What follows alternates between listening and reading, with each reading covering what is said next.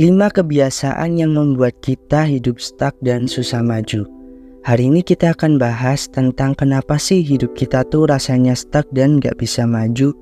Kenapa kita ngerasa kalau hidup tuh gini-gini aja.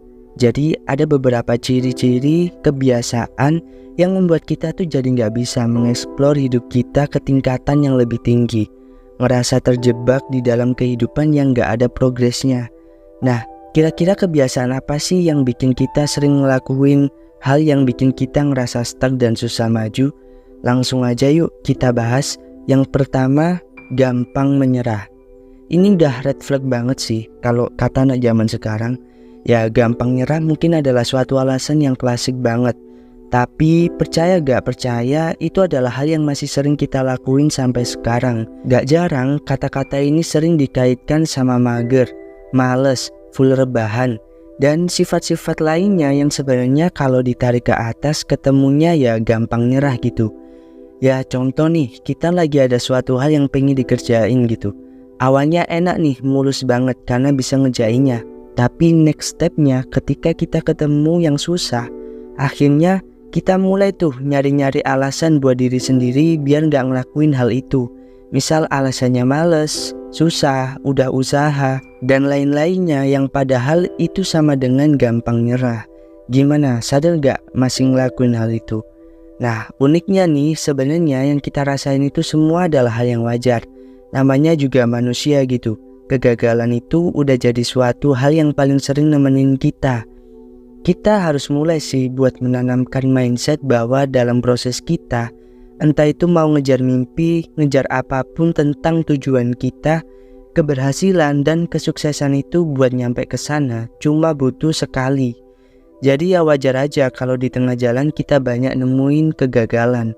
Ya sama kayak kita mau pergi ke suatu tempat. Katakan mau ke Surabaya. Surabayanya kan cuma ada satu kan di Indonesia, nggak ada yang lain. Nah, pas kita mau berniat pergi ke sana, pasti di jalanan akan selalu ada aja rintangannya. Entah itu macet, tiba-tiba ada pengendara yang nyebelin, dan kamu yang kesabarannya setipis tisu pun jadi kepancing emosinya. Dan masih ada rintangan-rintangan atau kegagalan-kegagalan yang akan menunggu kita buat nyampe ke satu kota, yaitu Surabaya.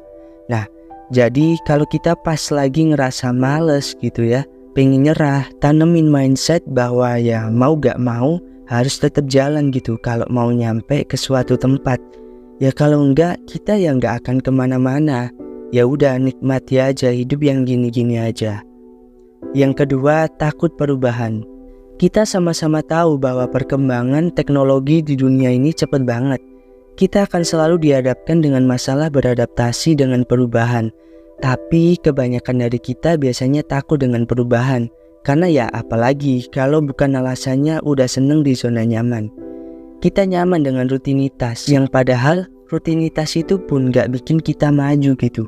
Ada beberapa faktor yang menyebabkan orang itu takut dengan perubahan. Selain karena sudah ada di zona nyaman, biasanya orang-orang ini merasa tidak percaya diri atas potensi yang ia miliki untuk menghadapi perubahan. Ya misal contoh ada orang pengen buka usaha nih, tapi mereka nggak siap buat menghadapi perubahan yang nantinya akan ia terima. Ya misalnya aja mereka takut kalau harus bangun dari jam sekian sampai jam sekian, menyempatkan waktu lebih buat mikir jualannya laku. Terus belum lagi harus mikirin kerugian dan lain-lainnya. Mereka nggak percaya kalau mereka bisa ngelakuin itu sebenarnya. Cuman ya balik lagi ke yang tadi, udah males aja gitu simpelnya. Nah, untuk mengatasi ini semua, ada baiknya kita mulai menyadari dan menanamkan pemikiran positif buat kita. Berhenti tanya tentang kalau aku gak mampu gimana, kalau aku gak sanggup gimana. Tapi mulailah berpikir kalau aku gak nyoba gak akan tahu kan. Kalau aku gak bergerak, gak akan bisa sampai aku di tujuanku. Berhenti berpikir kalau aku gagal gimana. Tapi kalau nantinya kamu gak ngelakuin terus hasilnya malah berhasil berkali-kali lipat, hayo, malah gimana kan? Yang ketiga, menunda-nunda. Menunda-nunda ini masih adik kakaknya dari kata males. Menunda-nunda ini biasanya dilakukan karena kita beralasan kurang motivasi. Terus juga biasanya gak percaya diri kalau bisa menyelesaikan itu semua. Tapi Aku lebih akan membahas spesifik tentang alasan biasanya karena kita kurang motivasi. Padahal nih teman-teman, coba bayangin deh, kalau kita nunggu motivasi ada di dalam diri kita, sampai kapan? Mau sebanyak apapun kata-kata, scroll sosmed, cari motivasi selama mungkin, berjam-jam. Iya sih, mungkin di awal akan dapat, tapi sebenarnya yang harus kita pahami, motivasi itu nggak perlu dicari lagi. Karena coba kalau kita sadar gitu bahwa mau kita lagi tidur, kita lagi ngelamun, lagi sibuk nyari motivasi, dunia itu tetap berputar, dunia nggak berhenti. Orang lain di sana udah sibuk buat ngejar mimpinya, kita masih sibuk nyari motivasi.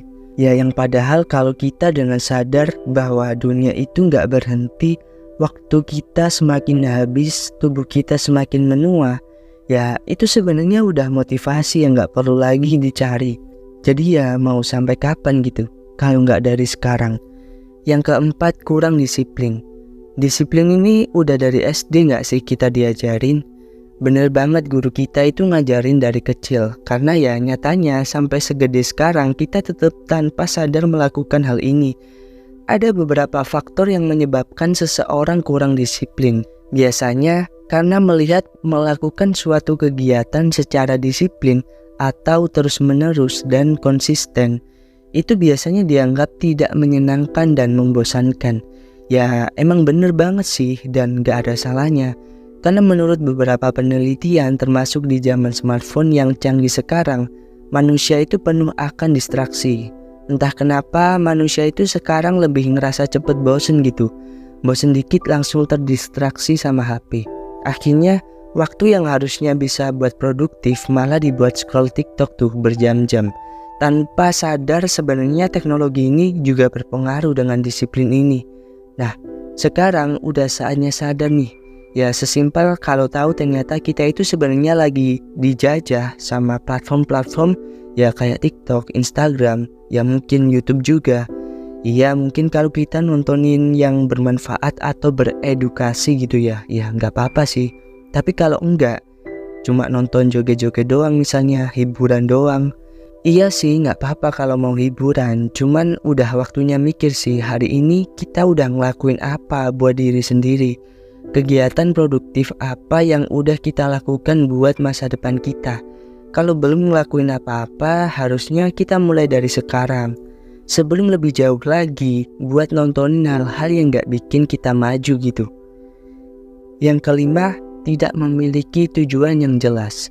Dari sekian banyak kebiasaan yang bikin kita gak maju, yang udah aku sebutin tadi, ada satu hal yang bikin kita stuck, yaitu karena tidak memiliki tujuan yang jelas.